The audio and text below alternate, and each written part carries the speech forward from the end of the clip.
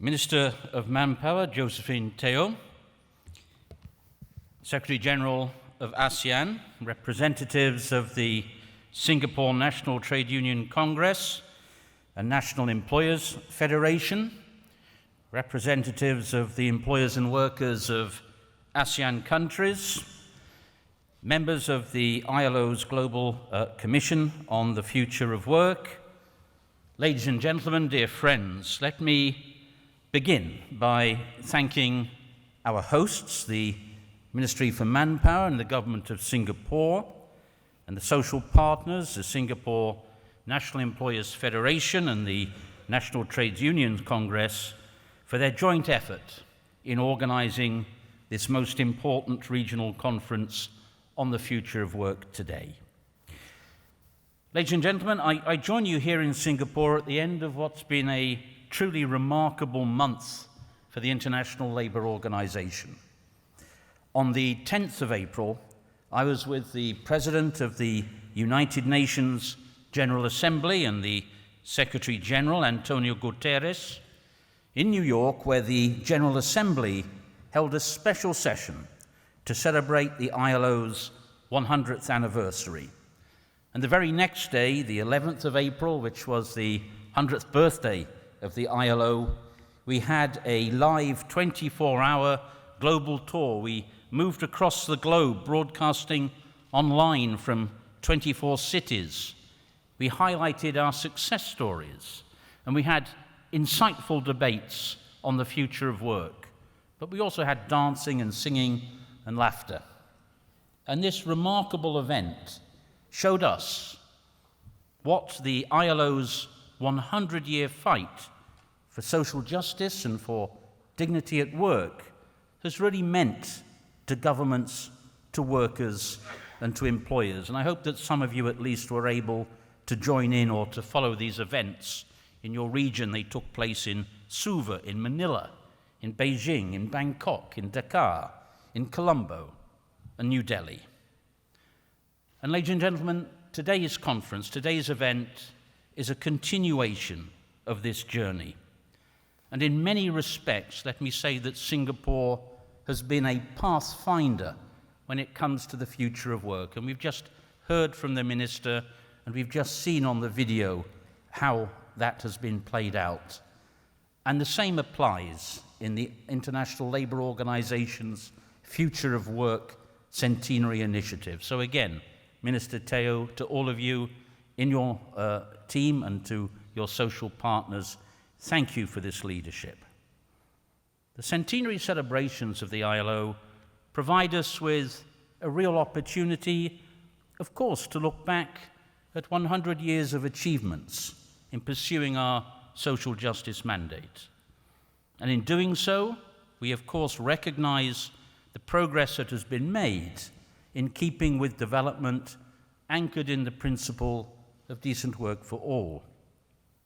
But at the same time, I think it's more important we have the opportunity to look to the future and to see how we are going to shape a future of work that truly leaves nobody behind. The future of work is not decided for us, it's not predestined. We have the power to work together to determine the direction that that future will take. And I believe that we have a shared responsibility to do just that. And that's an important message. I would say it's the central message of the ILO's Global Commission on the Future of Work, which published its report in January of this year. Now, the content of that report will be presented to you shortly, so I'm not going to spend much time on it right now, except to share one of its messages, which is that we have the potential to work together to drive a human-centered agenda for the future of work. What does that mean? It means placing women and men and the work that they do at the very center of economic and social policy. We're all aware that new forces are transforming the world of work. New technologies, demographic pressures, climate change.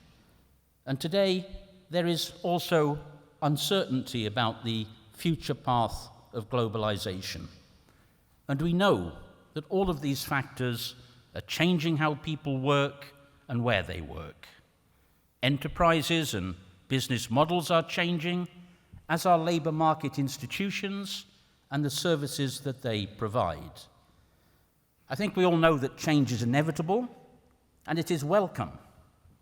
But there is one thing that does not change, and that is our moral imperative to protect the most vulnerable from any negative consequences of these transformative forces. And for this, we need to make sure that we have strong institutions in place to keep the future of work moving in a positive direction.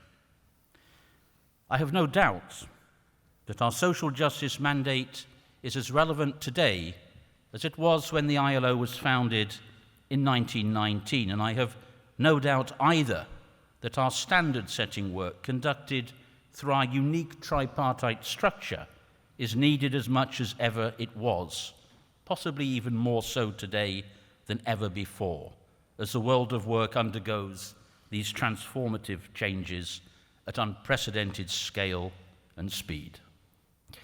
And if we look at the ASEAN region in this context, let me say that there is certainly a lot to celebrate here. Good reason to look to the future with both optimism and confidence in a region that continues to outperform all others in terms of economic growth. As we've heard, the average growth rate of 5% between 2007 and 2017 was well above the average global rate, and some of the fastest growing economies in the world are represented in this room today, with almost all ASEAN countries still above 5% annual growth. In the 20th century, millions of Asians moved to Europe or to North America to pursue their dreams of building a good life. Today, the flows are reversing. Entrepreneurial Europeans and Americans are flocking to Asia, attracted by your region's dynamism. Asia has become the heart of the digital innovation, and there is that sense of optimism here. And so there is a great deal to be excited about, and a lot of interesting policies here that are to be applauded. I think particularly of the Skills Future initiative of our host country as a case in point, and I suspect that we will all benefit from hearing about their Smart Nation Singapore, and also about a future manufacturing initiative that is creating the economic dynamism needed to lead in this fourth industrial revolution. But let's keep in mind as well that innovation of and by itself does not necessarily create decent work or inclusive growth for all. And in fact, despite the region's success in economic growth, let's remember that there are still far too many workers living in poverty or near to poverty. In 2018, nearly 1 in 2 workers in the ASEAN region was toiling in vulnerable employment, either self-employed or in unpaid family work. And 2 out of 3 were in informal employment, and 1 in 5 workers lived below the poverty line. I think we can all accept that we must aim to do better than this. Technological advances are bringing extraordinary opportunities to boost economies and the standard of living.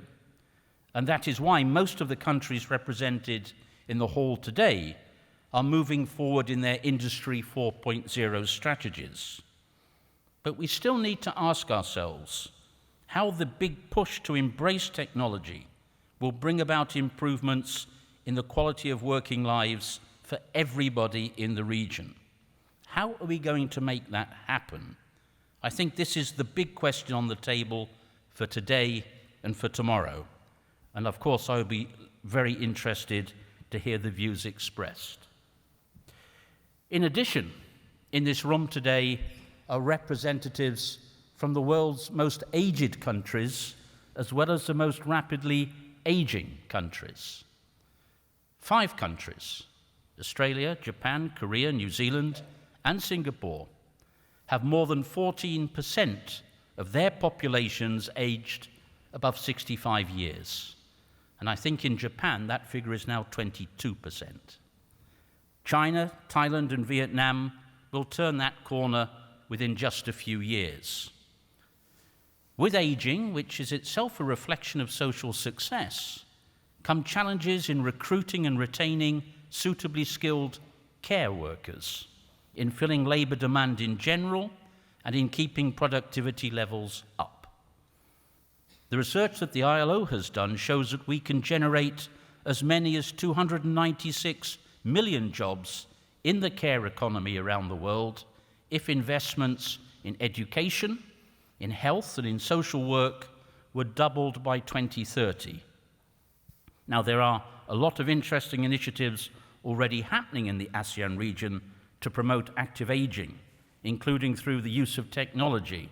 And so again, I look forward to hearing more from you on this today and tomorrow. Ladies and gentlemen, climate change and environmental degradation equally present major challenges around the globe. And the ASEAN region is absolutely no exception. And here again, there can be absolutely no doubt about the urgency of action.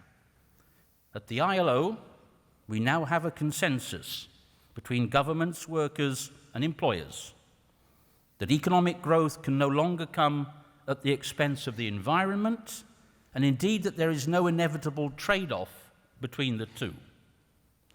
That consensus was cemented in the Paris Climate Change Agreement of 2015, and the outcome is that policy making in the future of work must now incorporate the element of environmental sustainability.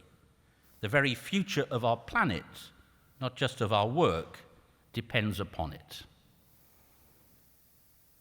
Ladies and gentlemen, the United Nations 2030 Sustainable Development Agenda enjoins us to leave nobody behind.